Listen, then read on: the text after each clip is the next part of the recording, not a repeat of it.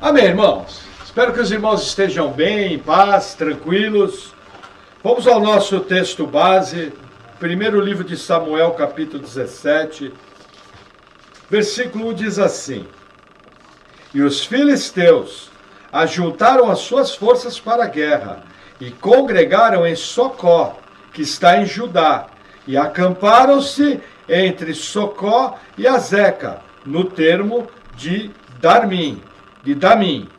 Porém Saul e os homens de Israel se ajuntaram e acamparam no Vale do Carvalho, e ordenaram a batalha contra os filisteus.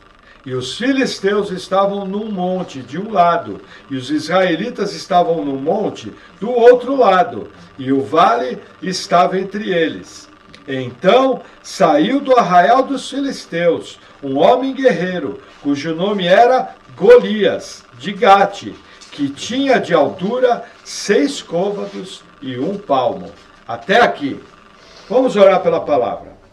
Senhor, nós oramos te agradecendo por tua palavra, oramos pedindo que o Senhor venha com o teu poder, nos dando sabedoria e entendimento, nos ensinando, e que nós possamos aprender como usarmos essa palavra no nosso dia a dia.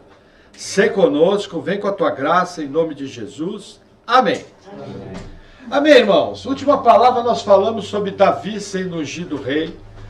Aí Deus envia um espírito mau, porque o Espírito Santo se retirou de Saul, e o espírito mau começou a atormentar Saul, e aí Davi é indicado para tocar para o rei, e também se torna escudeiro da guarda. E aí o que acontece? O dia a dia vai se desenrolando, a Bíblia não conta todos os detalhes. Até que num determinado momento, os filisteus, inimigos históricos de Israel, se reúnem para a guerra. E aí eles se reúnem numa região onde tinha 2 montanhas e um grande vale no meio. As tropas dos filisteus ficaram reunidas de um lado da montanha e as tropas dos hebreus ficaram reunidas do outro alto da montanha. Só que aí o que acontece? Da tropa dos filisteus sai um homem com mais de 3 metros de altura, chamado Golias. E esse homem ele vai lançar um desafio. Era um tipo de guerra um pouco diferente, era o que a gente chamava guerra de heróis, guerra de valentes. Era muito comum no tempo antigo que, para evitar o morticínio das tropas, um povo levantava um herói e outro povo levantava outro herói. E aí os dois guerreavam. E o herói que vencesse, o exército sairia vencedor. E o herói que era derrotado, o exército saía perdedor. Só que aqui nós estamos falando de um homem de mais de 3 metros de altura. Pela contagem nossa, 3 metros e 15.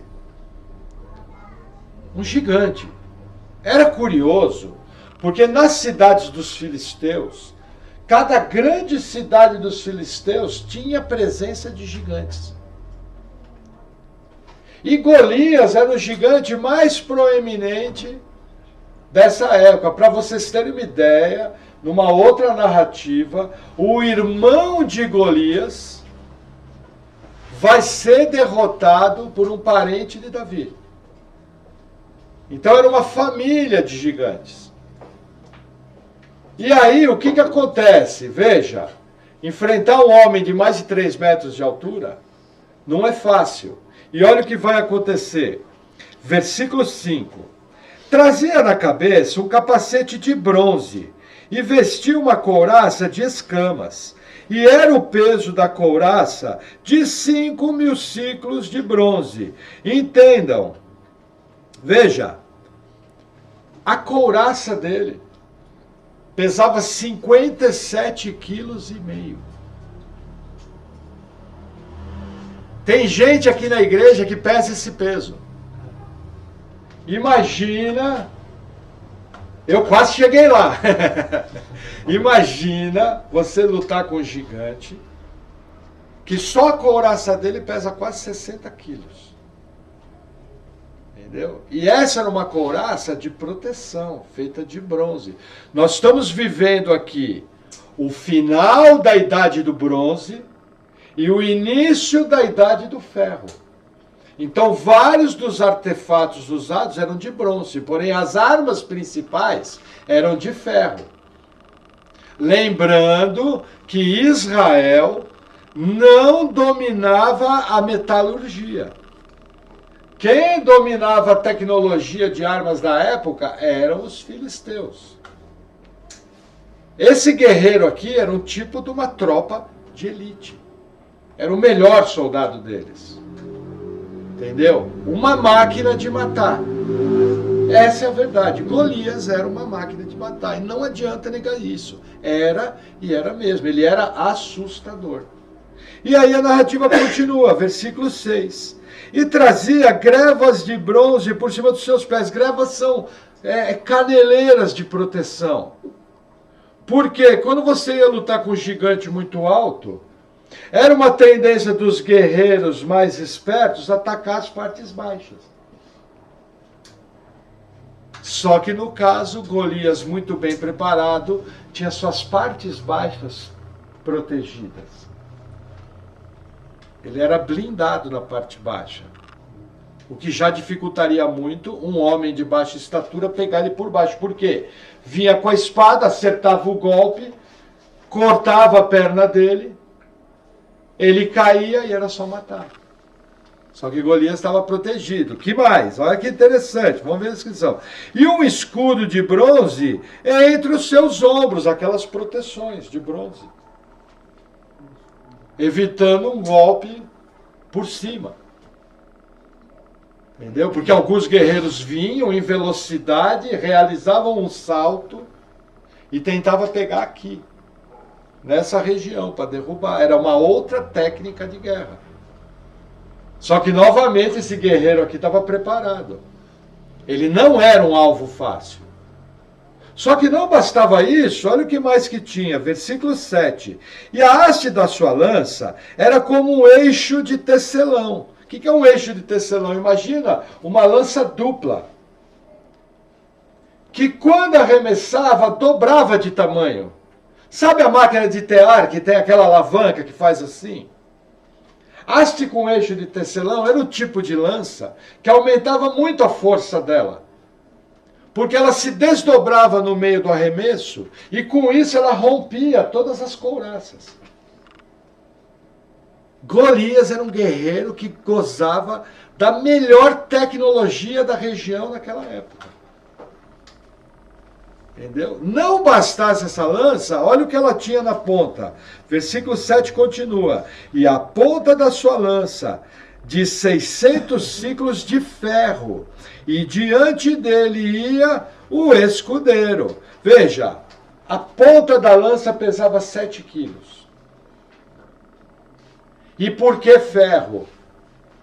Lembra que eu falei que era uma mudança tecnológica?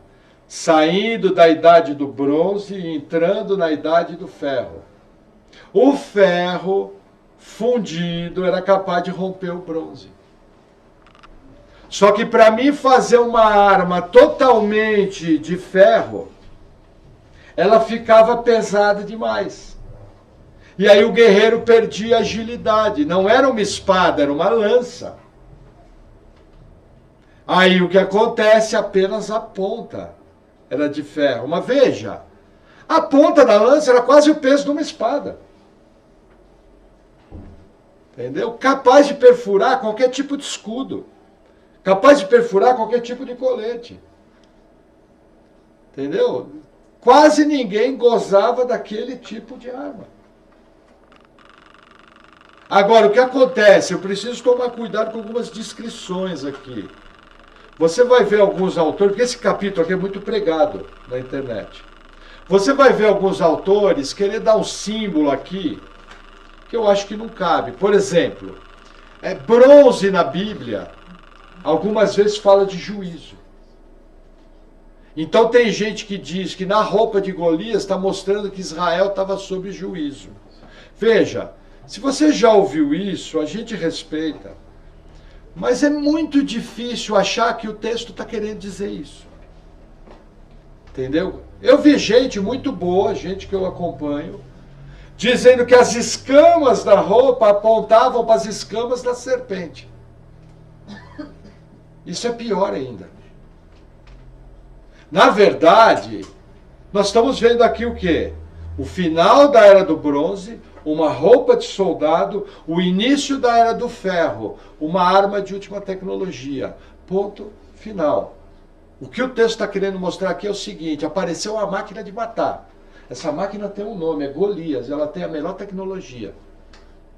E são superiores a nós. Esse inimigo ninguém dá conta. É o que o texto está querendo mostrar. Só isso. Aí eu pergunto, primeira aplicação prática desse texto: quantas coisas da sua vida que se transformam em gigantes e que você olha e fala, nossa, só Deus para resolver? Entende o que o texto está querendo nos mostrar? Muitas vezes na nossa vida vão se levantar obstáculos praticamente impossíveis, intransponíveis, que você olha e fala, isso eu não vou dar conta. Hoje nós não enfrentamos Golias com essa armadura, mas hoje, de maneira figurativa, nós temos que enfrentar gigantes, muitas vezes na nossa vida. E esse gigante pode ter vários nomes. Pode ser a crise financeira, pode ser a doença terminal, pode ser um filho nas drogas, pode ser um casamento sendo destruído, pode ser uma família sendo totalmente desfeita, pode ser um desemprego, pode ser uma carência financeira, pode ser uma crise de um país. Os princípios que nós vamos ver aqui, eles são aplicáveis em todas essas dificuldades. O que a Bíblia está querendo nos mostrar, na nossa vida vão surgir gigantes. Porém, quem vai derrotar esse gigante é Deus, usando você. Entendeu? Deus usa o elemento humano para derrotar gigantes. Entendeu? Então é dentro dessas características que nós vamos desenvolver o capítulo. Amém? Amém. Vamos seguir, que o texto é longo. Versículo 8. E parou, e clamou às companhias de Israel, e disse-lhes, para que saireis a ordenar batalha? Não sou eu filisteus, e vós servos de Saul? Escolhei dentre vós um homem que desça a mim. Se ele puder pelejar comigo e me ferir, a vós seremos por servos. Porém, se eu o vencer e o ferir, então a nós serei por servos, e nos servireis. Disse mais o filisteus, hoje desafio as companhias de Israel. Dai-me um homem para que ambos pelejemos. Ouvindo então Saul e todo Israel as palavras do filisteu, espantaram-se e temeram muito. Foi aquela proposta. Ele saiu e afrontou, falou, olha, me arruma um homem, me arruma um herói, vamos lutar. Quem ganhar, ganhou a guerra. Quem perder, vira escravo. E olha, eu estou aqui para desafiar. Não tem homem entre vocês? Não tem gente entre vocês para me vencer? Muitas vezes as situações vêm nos afrontando. Muitas vezes as situações jogam na nossa cara. Onde está o seu Deus? Que deixou acontecer isso. Pessoas jogam na sua cara. Ué, você não é crente? Você não vai para a igreja? Como que você está passando por problema? Onde que está o teu Deus? Golias aqui, ao afrontar os exércitos de Israel, mais à frente nós vamos ver, e Davi percebe isso, Golias está afrontando ao Deus Todo-Poderoso. Cada vez que você é afrontado na sua vida, lembre-se, não é apenas você que está sendo afrontado. Várias e várias situações, quem é afrontado é o Deus Todo-Poderoso. E as pessoas jogam na sua cara, ué, você não é crente? Você não ora? Você não carrega essa Bíblia? Por que você está sem dinheiro para pagar a luz? Você não dá o dízimo lá na igreja? Não dá até as colheres da casa? Como é que Deus deixou faltar dinheiro para pagar a luz? Como é que Deus deixou a bateria do seu carro arrear quando você foi lá na rodoviária buscar o carro? Entendeu?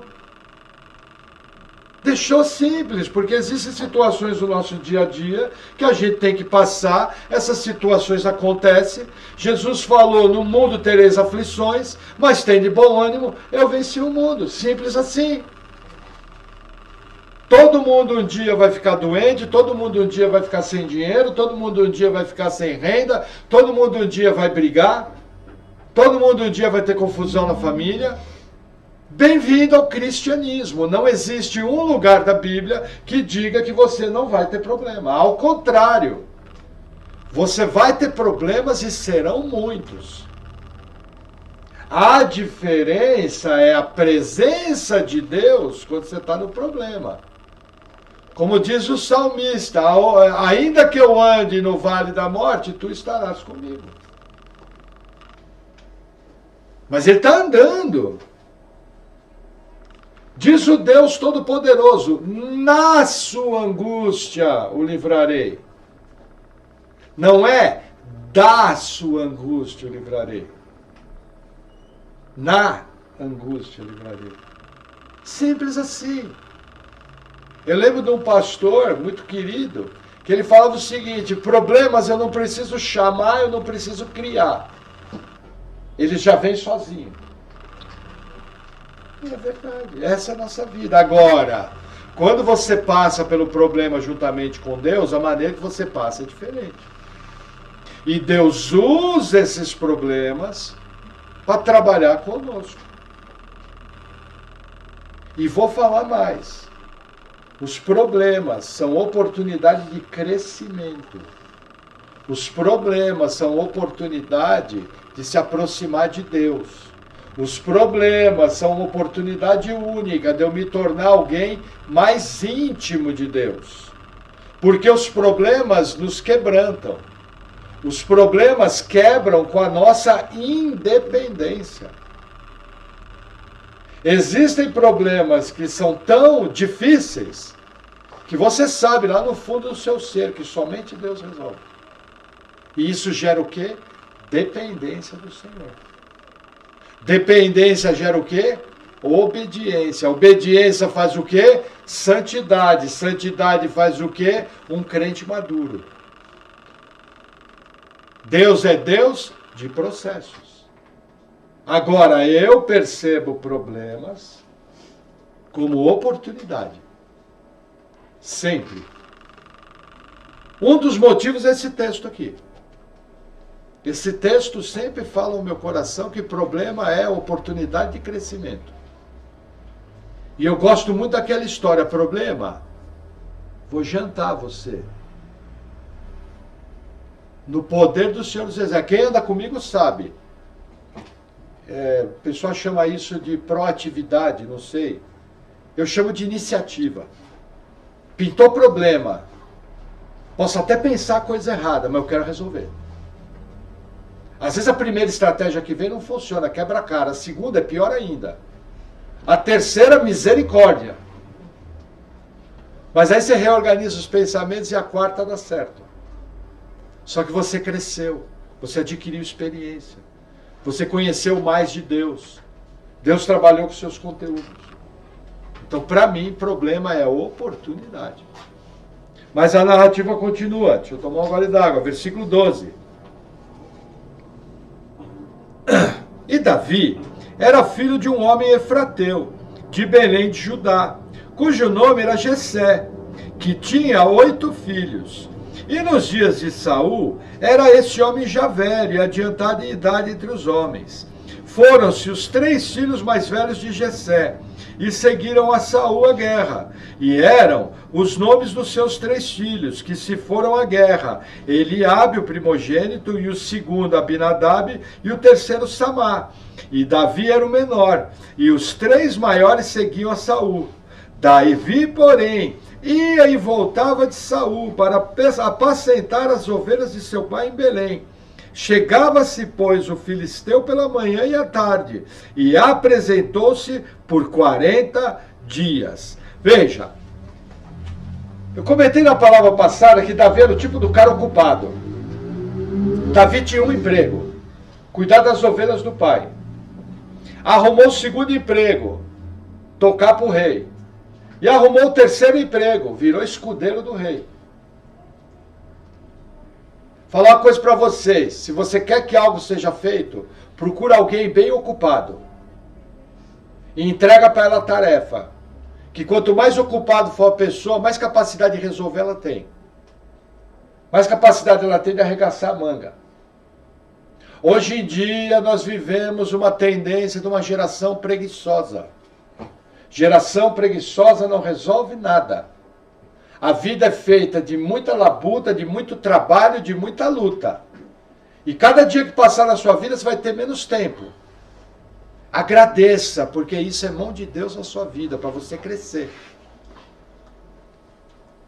Além de Davi ter 3 empregos, ele tinha que viajar a pé da cidadela de Saul até a casa do seu pai. E da casa do seu pai ele tinha que ir até o campo para pastorear as ovelhas. Jornada tripla. Aqui está sendo forjado um verdadeiro rei. Alguém que sabe o significado da palavra trabalho.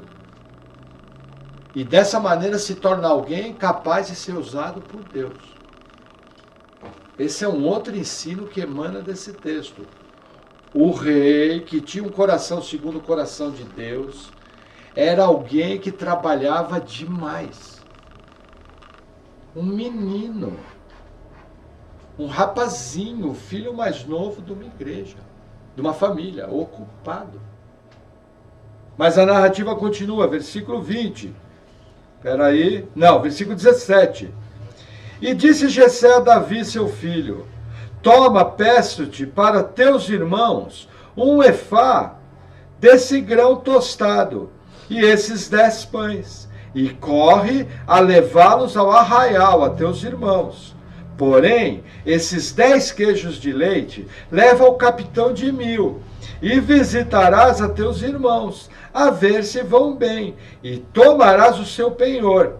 E estavam Saul e eles, e todos os homens de Israel, no Vale do Carvalho, pelejando com os filisteus. Olha que interessante. Davi arruma o 4º emprego, motoboy. Mas eu pergunto, quantos filhos Jessé tinha? 8. Tira Davi, fica 7. Tira os 3 que foram servir no exército. Quantos ficam? 4. O que os 4 nós cegos estavam fazendo?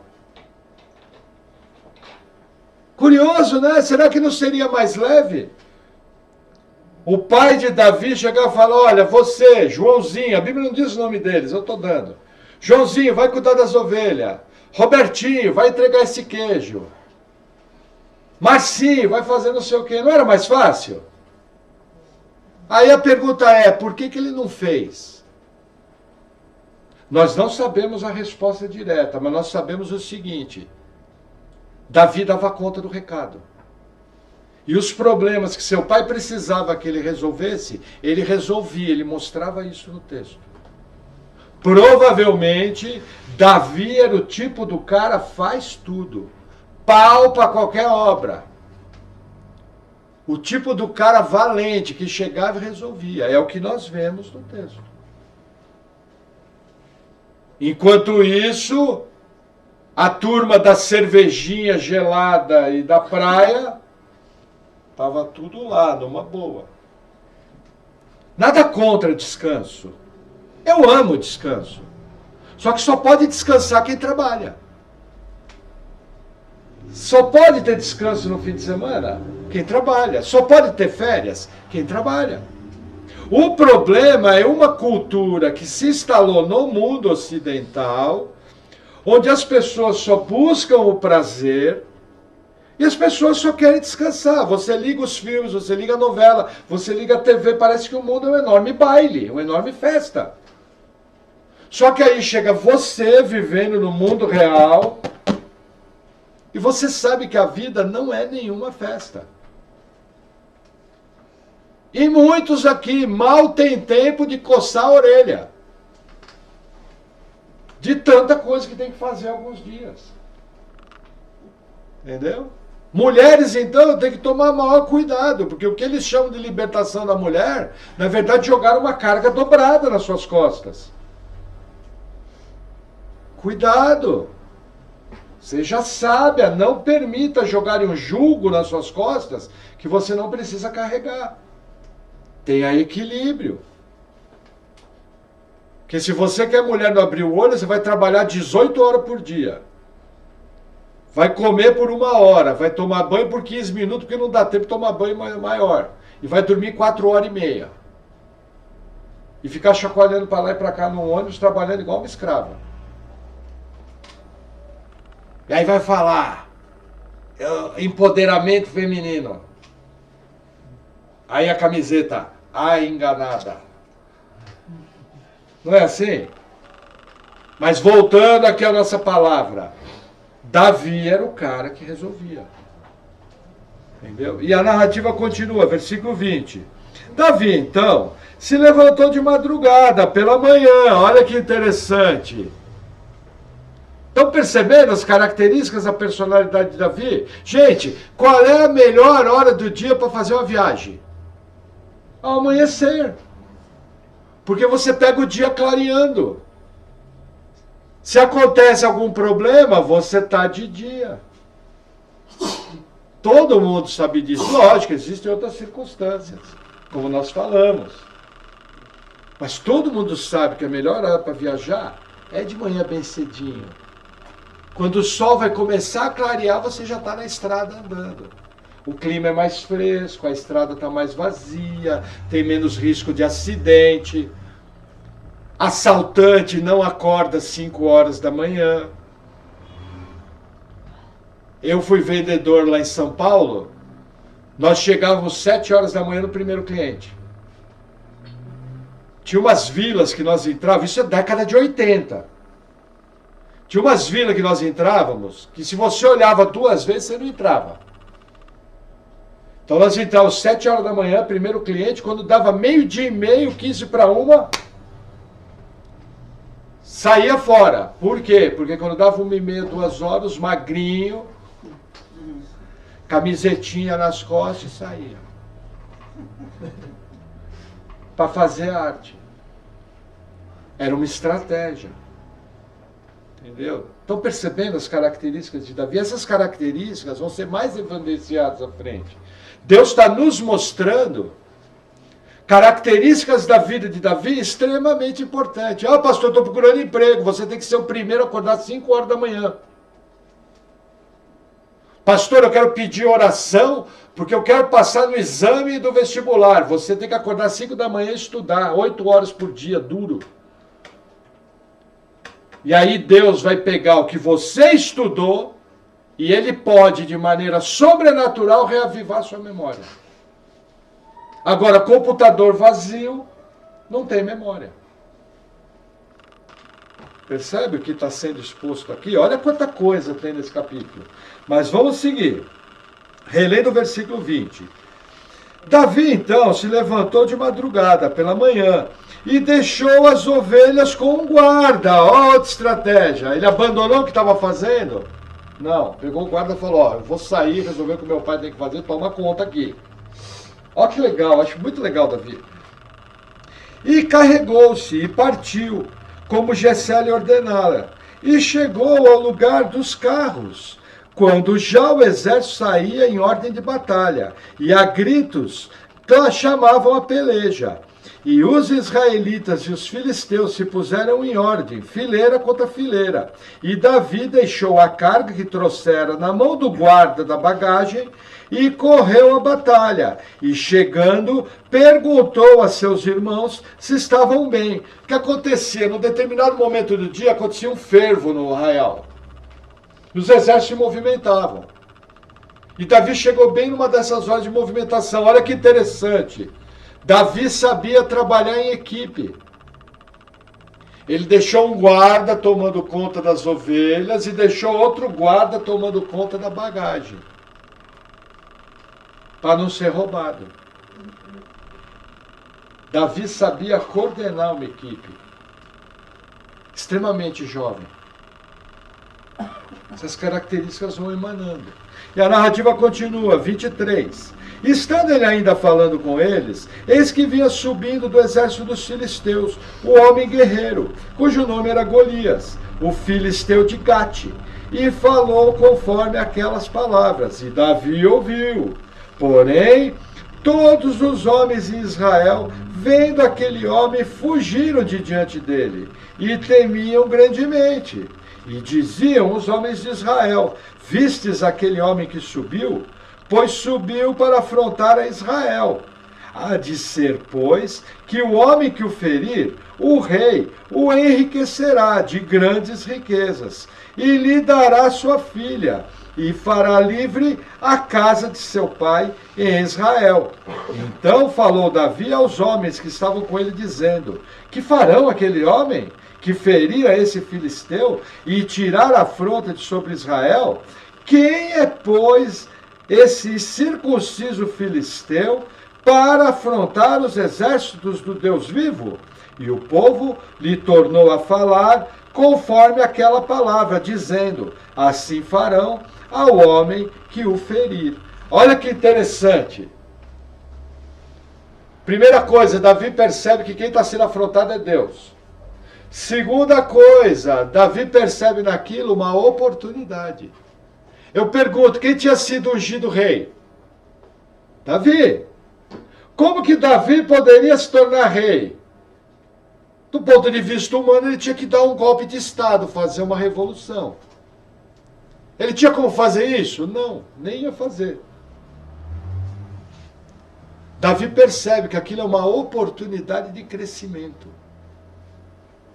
E ele pergunta de novo, o que farão? Aí eles falam, ó, vai isentar de imposto e ainda vai casar com a filha do rei. Vai entrar para a família real.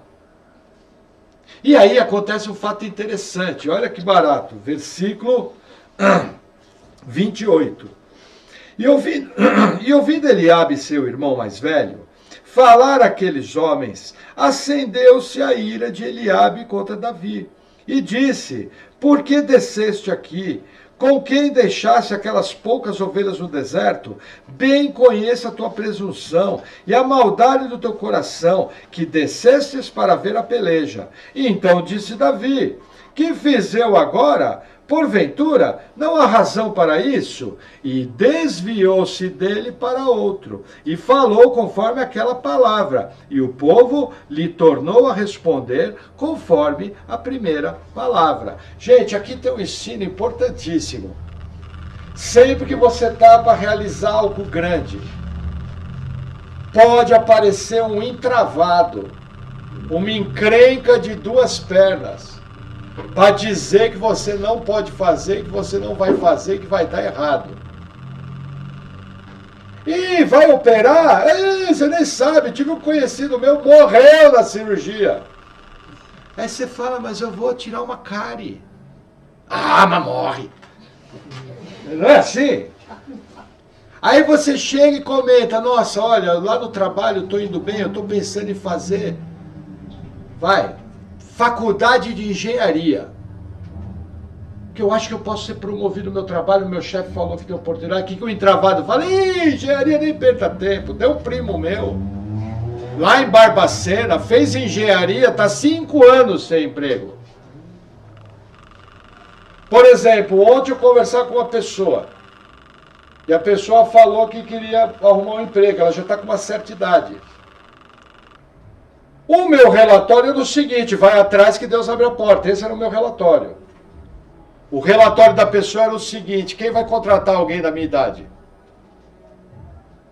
Eu falei, eu não sei, eu creio que se você correr atrás, Deus vai abrir a porta. É assim que eu penso.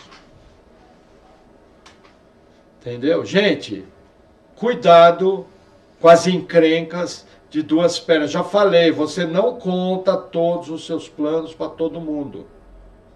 Porque vai ter gente que vai ser boca do diabo. Que nem Eliabe, irmão de Davi. Que de maneira injusta meteu a boca em Eliabe, em Davi. Davi nos ensina a estratégia com gente boca podre. Foge, desvia dele, não fica perto, não conta nada, não abre o jogo. Boquinha de siri. Já viu siri na praia, o caranguejo? Ele não tem uma boquinha bem pequenininha? Quieto. Entendeu? E quando você perceber alguém que tem um relatório maligno,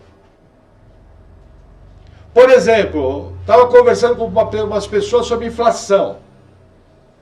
Aí eu cheguei pessoal e falei, gente, mas eu avisei para vocês 2 anos atrás que havia inflação, vocês já estão preparados? Não, você avisou, mas a coisa está feia. Eu falei, que nada, corre atrás, vai à luta aqui, ó. Ganhou. Só que você tem que se movimentar, você tem que trabalhar, você tem que ter estratégia, você tem que ralar os dedos. Tem que ficar cansado. Ou você acha que você vai vencer a batalha sem luta? Cuidado com pessoas que só dão relatório negativo. Diferente de alguém, você vai fazer algo, a pessoa pergunta, fulano, você pensou em tal detalhe? Você percebe quando a pessoa é seu parceiro. E ela está te falando aquilo para te ajudar. E você percebe quando a pessoa está morrendo de inveja. Veja, qual é a diferença da cobiça e da inveja? A cobiça, a pessoa quer o que você tem. A inveja, a pessoa não somente quer o que você tem, ela quer que você se dê mal. Por isso que a Bíblia compara a inveja a um sentimento terrível. É o caso do irmão mais velho, que o bonitão da família era ele. Quem foi ungido rei? Davi. Entendeu? Fuja dessas pessoas, não para dar ouvido. Boca do diabo, foge dele. Como eu costumo dizer, se não sai demônio, sai endemoniado. Cerque-se de pessoas realistas que vão estar ao seu lado para te incentivar a crescer. Que tem uma palavra, não, irmão, vamos lá, nós vamos orar e Deus vai fazer, e você vai correr atrás e vai dar tudo certo. Ó, você vai ter luta, nem sempre é fácil, mas ó, acredita que você pode, Deus é contigo. Essa tem que ser a nossa palavra. Foge dessas pessoas, nem para ouvir, não dá bola para bobão. Bobão é bobão, deixa pra lá. Sabe o que é bobão? É idiota. Aqui no Brasil tem o bobo. Entendeu? Bobão é bobão, deixa pra lá. Ele que vai ser bobão com a família dele. Amém? Vamos seguir mais um pouquinho. Versículo 31. E ouvidas as palavras que Davi tinha falado, as anunciaram a Saul, que mandou tomá-lo. Olha que interessante. Notícia boa corre logo. Olha que interessante. Davi foi falar para Saul? Não. O que Davi fez? Davi só foi perguntar quem era aquele circunciso filisteu. E foi perguntar o que ia acontecer com o vencedor. O que Deus faz? Deus evidencia Davi. Gente, quem promove você é Deus. Não adianta você querer se autopromover. Não tem como. Quem dá fama ao homem é Deus. E olha, se conforme, provavelmente você vai morrer como um ilustre desconhecido. Outro dia eu conversava com os irmãos. Eu procuro fazer o melhor trabalho aqui na pregação. Sabe o que eu acho que vai acontecer? Eu acho que eu vou morrer como um ilustre desconhecido, mas que depois da minha morte pessoas vão achar o trabalho e jovens pastores vão poder se influenciar. E ter uma linha teológica segura. E essa vai ser a minha dedicação da minha vida inteira. Para quando eu levar as minhas obras ao Senhor, no tribunal de Cristo, Senhor, olha, eu entendi que minha parte era essa, está aqui. Procurei fazer o meu melhor. Acabou. Aí eu falando isso parece estranho, mas é que os irmãos não conhecem a minha história. Onde eu passava, a turma falava até que eu ia pregar em estádio. Paulo olhava assim até assustada. Eu também não sei onde eu vim, eu sou um simples vendedor. Eu nem conheço tanto assim a Bíblia. O que eu faço é copiar os outros. Vocês sabem, eu indico os autores. Olha, essa palavra é feita em cima do trabalho. Não faço isso. Eu copio bem. E talvez organize bem as palavras para falar só isso, nada além. Pregador bem medianinho. Se Deus der muita gente, capaz até de eu destruir a vida de muita gente. Da onde que tem essas promessas? Não, isso aí, Deus é que sabe. Quem disse que para você ser um grande pregador, você precisa ser famoso? Você precisa ser um grande pregador. Não é assim? Para vocês terem uma ideia, o maior livro gospel já lido até hoje foi O Peregrino, de um escritor chamado John Bunyan. Ficou preso 14 anos, porque discordava da igreja da época. Virou bandido. Entendeu? Até que as coisas aconteceram. Mas vamos seguir ali. Versículo 32. E disse Davi a Saul: não desfaleça o coração de ninguém por causa dele. Teu servo irá e pelejará contra esse filisteu. Porém Saul disse a Davi: contra esse filisteu não poderás ir para pelejar com ele, pois tu ainda és moço, e ele é homem de guerra desde a sua mocidade. O que acontece? Mais um falando que Davi não ia dar conta. Só que dessa vez é alguém de peso. Quem é? O rei. Muitas vezes, pessoas importantes da nossa vida, pessoas de influência, vão dizer que você não vai dar certo. Cuidado, eles podem estar errados. A narrativa continua, 34. Então disse Davi a Saul: teu servo apacentava as ovelhas de seu pai, e quando vinha um leão e um urso, e tomava uma ovelha do rebanho, eu saía após ele e o feria, e o livrava da sua boca. E quando ele se levantava contra mim, lançava-lhe mão da barba, e o feria e o matava. Assim feriu o teu servo leão, como o urso. Assim será esse incircunciso filisteu, como um deles, porquanto afrontou os exércitos do Deus vivo. Disse mais Davi: o Senhor me livrou das garras do leão e das garras do urso. Ele me livrará da mão desse filisteu. Então disse Saul a Davi: vai, e o Senhor seja contigo. Olha que interessante. Vamos relembrar. Samuel foi na casa de Jessé, ungiu um rei. A família toda estava reunida, menos quem? Davi, o desprezado. Só que o desprezado estava sendo treinado por Deus para virar matador de gigante.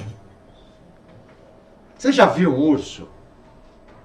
Gente, eu já vi luta de leão da montanha com urso. Gente, um urso faz o Júlio parecer pequeno. Uma patada do urso,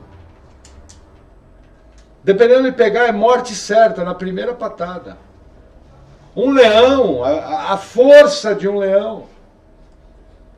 Esse jovem menino estava sendo treinado por Deus. Aonde? No seu trabalho do dia a dia. Aonde que você vai ser treinado por Deus? No seu dia a dia, na vida familiar, no seu trabalho corriqueiro. É ali que Deus vai forjar quem você tem que ser. Qual é a ideia das pessoas? Deus vai me arrebatar para o monte vai ficar iluminado, anjos descerão e subirão como a escada de Jacó e tchan tchan! O ungido do Senhor descerá. Não é assim que a turma pensa? Mas Deus fala, olha, filho, não trabalha assim. Eu vou botar um urso na sua frente. Vou botar um leão. Você vai ficar com medo, mas eu vou te transformar em alguém que vence gigantes. Só vence o gigante quem passa antes pelo urso e pelo leão. Só vence um problema grande quem vence um problema pequeno.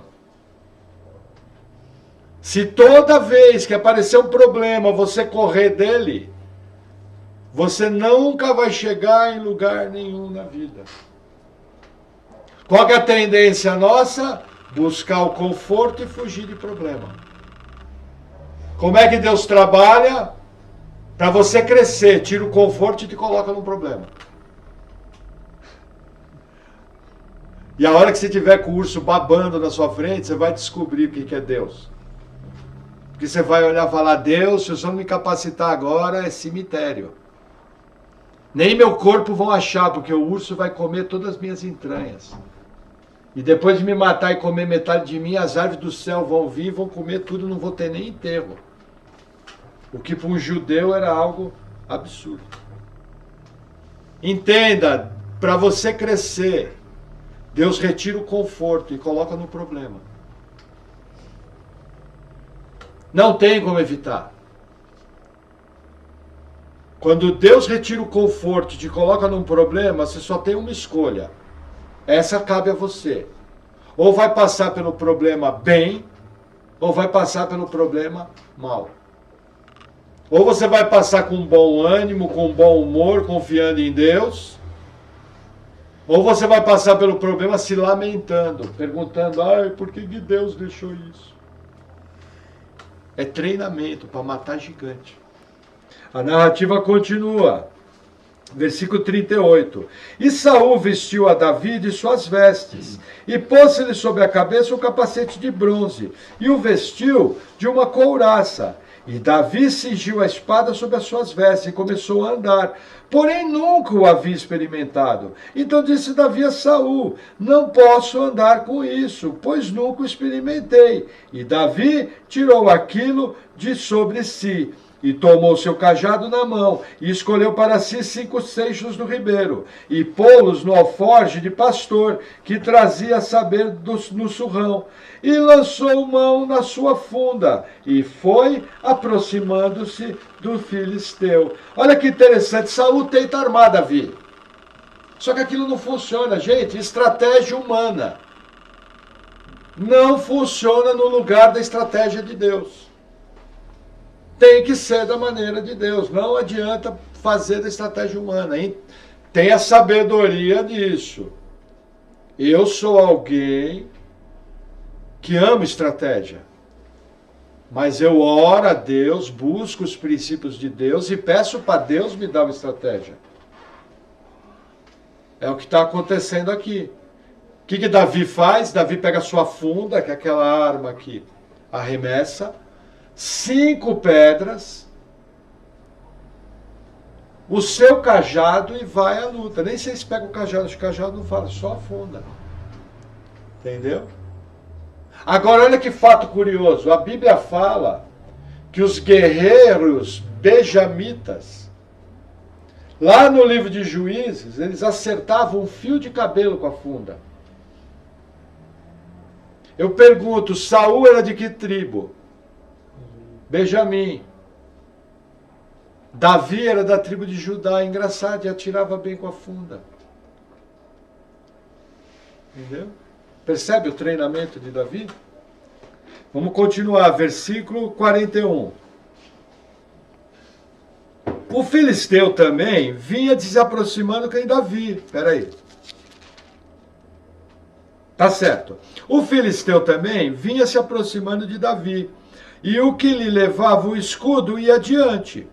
E olhando o filisteu, e vendo Davi, o desprezou, porquanto era moço, ruivo e de gentil aspecto. Disse, pois, o filisteu a Davi: sou eu algum cão, para tu vires a mim com paus? E o filisteu, pelos seus deuses, amaldiçoou a Davi. Disse mais o filisteu a Davi: vem a mim, e darei a tua carne às aves do céu e às bestas do campo. Vamos fazer uma pausa aqui. Eu acho que Davi tinha um cajado por causa dessa frase do filisteu. Entendeu? Mas o filisteu, quando olha Davi, fala o quê? Você. Eu lembro uma vez, eu vi um vídeo na internet, e o vídeo me chamou a atenção. Eu liguei, tinha um cara gigante. E um magrinho querendo bater, o gigante querendo bater no magrinho. O magrinho, não, para com isso, não quero nada. Só que o gigante começou a acuar o magrinho. De repente o magrinho soltou um cruzado na ponta do queixo. Acabou a festa. E o que eu achei interessante, o magrinho foi honrado. Porque parou ali a briga. Porque quando o cara apagou, ele podia encher a cara do cara de chute. Como se faz hoje em dia. Não é assim? Na covardia. O cara até honrado para bater nos outros foi. Porque quando o cara é homem, não tem jeito. Até para fazer o errado faz certo. Davi passa pela mesma situação. Golias olha e fala, eu vou dar sua carne para as aves comer. Tava Golias e tava o filisteu. Chega Davi com 5 pedras e um pedaço de pau na mão, um cajado.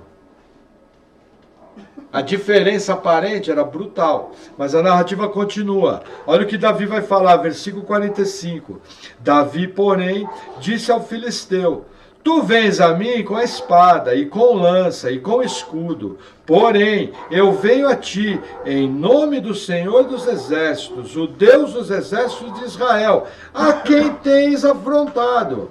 Hoje mesmo o Senhor te entregará na minha mão, e ferir-te-ei, e tirar-te-ei a cabeça, e os corpos do arraial dos filisteus darei hoje mesmo, às aves do céu e às feras da terra. E toda a terra saberá que há Deus em Israel, e saberá toda essa congregação que o Senhor salva, não com espada, nem com lança, porque do Senhor é a guerra, e ele vos entregará na nossa mão.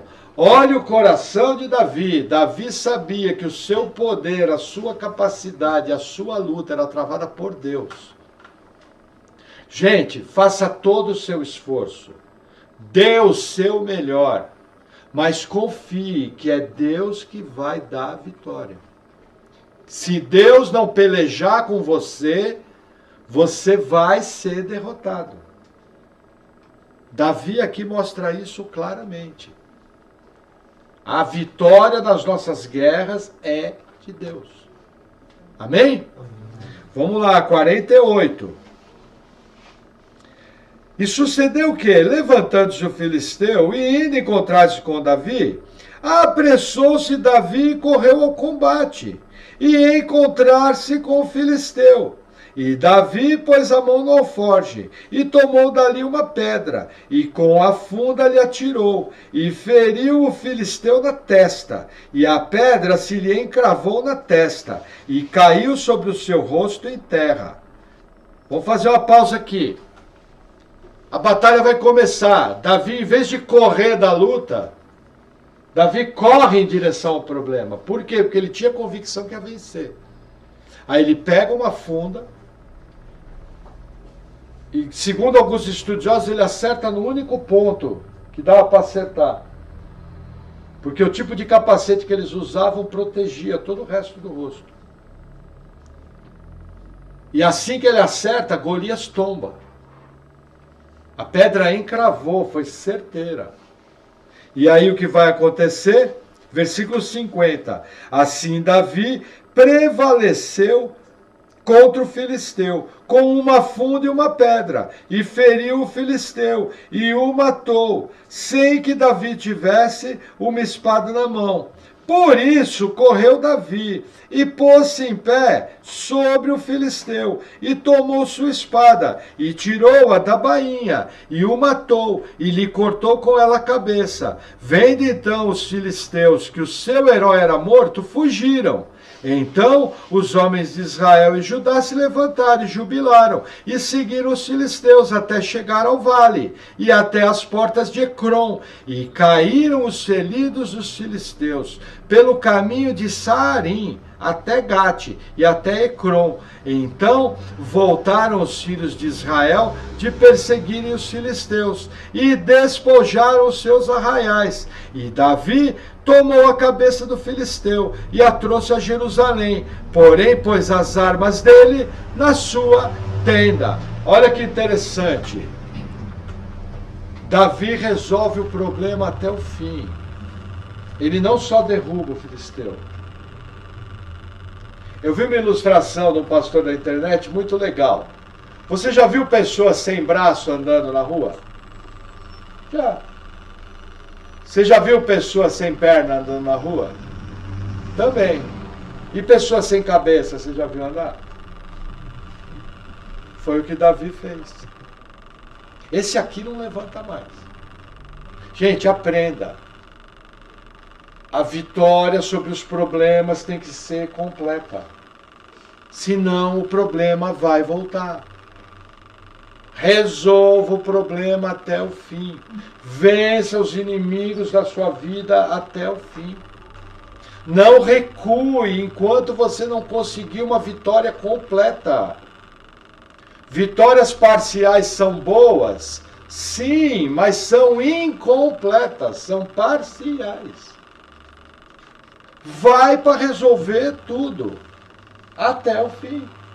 E isso é o que nós aprendemos aqui. Esse aqui não levanta mais. Acabou, não tem mais Golias. Esse não afronta mais o exército do Deus vivo. Resolvido. Aí os israelitas foram atrás dos filisteus até duas grandes cidades, Gate e Ecrom, e saquearam todo mundo. Mas por quê? Porque teve que ter um vencedor de gigantes. Para saquear as cidades, para ter a vitória sobre o filisteu, primeiro teve que vencer o gigante. Existem objetivos de Deus na sua vida que só vão se cumprir depois do gigante. Ah, Deus não queria primeiro o objetivo. Ah, Deus, eu queria uma casa própria. Então prepara para vencer o gigante, que você vai ter que trabalhar duro, ganhar muito dinheiro para pagar uma casa própria. E muitos de vocês vão ter que construir a própria casa. Mas o dia que você estiver sentado naquela coisinha mais fofa, que você acha a coisa mais linda, você vai falar, Deus, deu trabalho, mas foi bom. Não é assim? Ah, pastor, eu quero ser médico. Bacana, prepara para estudar duro os próximos 20 anos da sua vida. Você não vai ter mais vida. Você só vai viver para estudar, para desenvolver sua carreira. Ah, pastor, então não quero. Ah, tá bom, não vai ser médico. Simples assim. Quanto maior o sonho, quanto maior o objetivo, maior a luta para alcançar. Essa é a regra bíblica.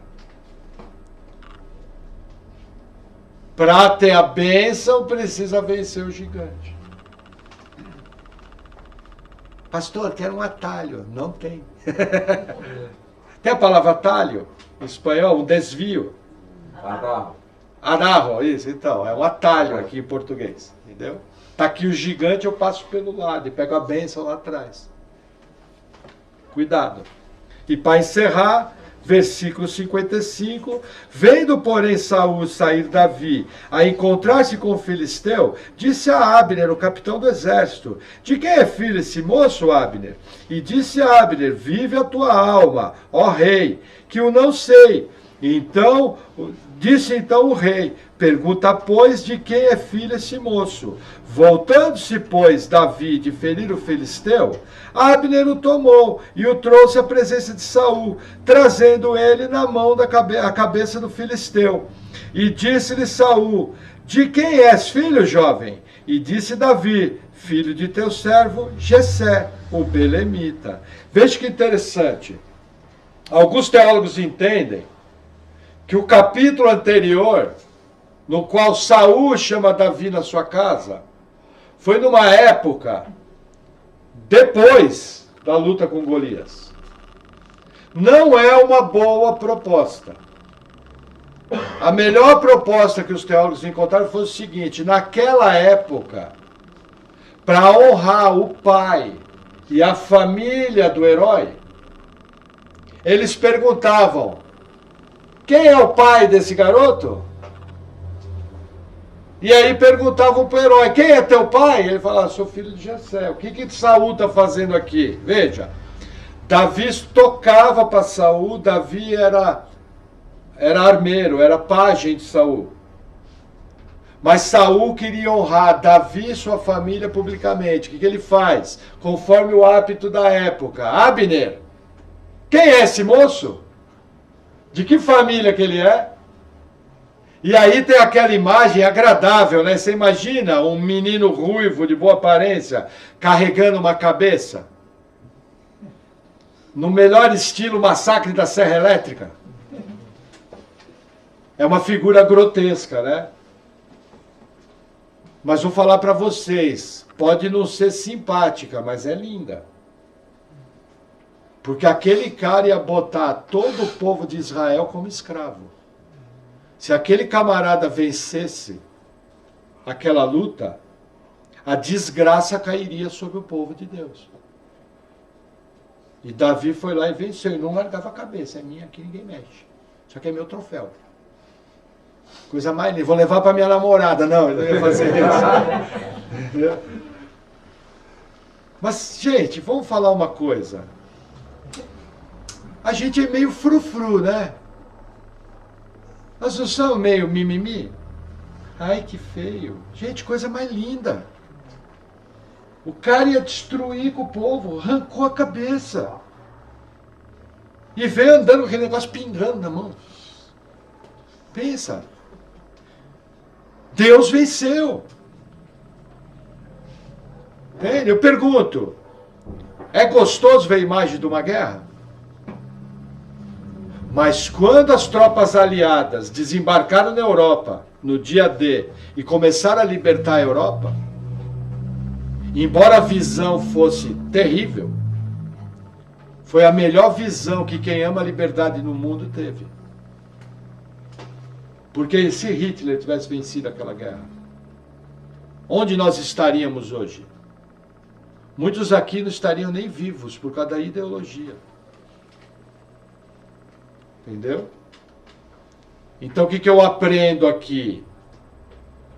Que muitas vitórias da vida vão ter situações difíceis e desconfortáveis. E muitas vezes até grotescas. Mas é aquilo que tem que acontecer naquele dia, daquela forma. Entendeu?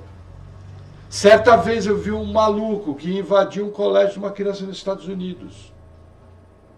Um camarada passando na rua, percebeu a cena, parou o carro, desceu, eu não posso falar todas as palavras aqui. Armou e mandou para o inferno. Entendeu? Resolveu. Vidas foram poupadas por causa da valentia de um homem. Entenderam? Eu, por servir a Deus, eu não posso ser mimizento. Eu tenho que ser alguém forjado. E as mulheres também têm que ser fortes. Entendeu? Eu tenho que estar preparado para coisas difíceis. Eu tenho que estar preparado, às vezes, para ver coisas que não vão ser agradáveis. Mas faz parte da vida. Tem que ser assim. Entendeu?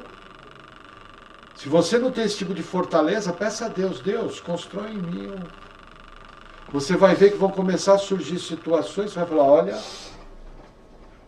Entrei naquele hospital para visitar minha amiga, eu achava que não dava conta.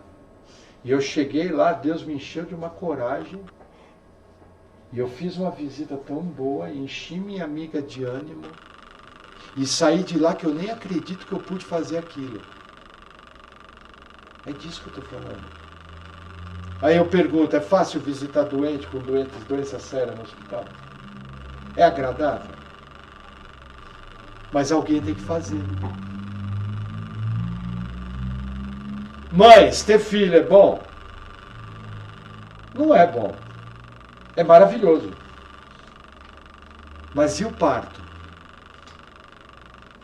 Pastor, o parto é o auge da bênção. Sorte que homem não tem parto, senão morria antes, não nascia uma criança. É verdade.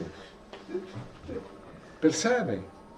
Nós temos outro tipo de fortaleza.